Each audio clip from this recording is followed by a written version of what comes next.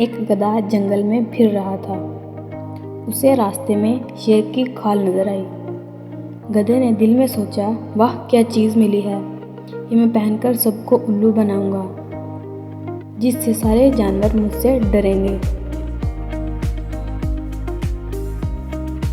वो शेर की खाल पहनकर जंगल में चला गया।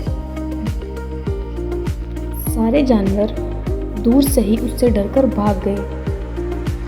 लोमड़ी होती तो होशियार है, लेकिन वो भी धोखा खा गई और वहाँ से भाग निकली। ये देखकर गधा बहुत खुश हुआ कि देखो मैंने सबको उल्लू बना दिया, ये तो यूं ही मुझे बेवकूफ़ कहते हैं।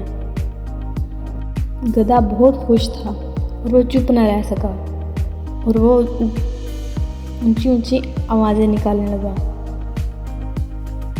सबसे पहली आवाज़ लोमड़ी ने सुनी। लोमड़ी पहचान गई कि यह गधा है और तेज़ी से गधे के पास गई। गधे को क्या मालूम कि इसकी सच्चाई पता लग गई है।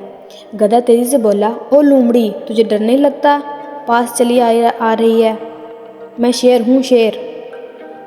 लोमड़ी ने जवाब दिया, ओ गधे, तू सचमुच का गधा है। अगर तुझे शेर ही बनना था तो चुप रहा होता। तेरी आवाज़ ने तेरा भांडा फोड़ दिया है। तेरी आवाज़ से सबको मालूम हो गया है कि तू शेर नहीं है, गधा है, गधा।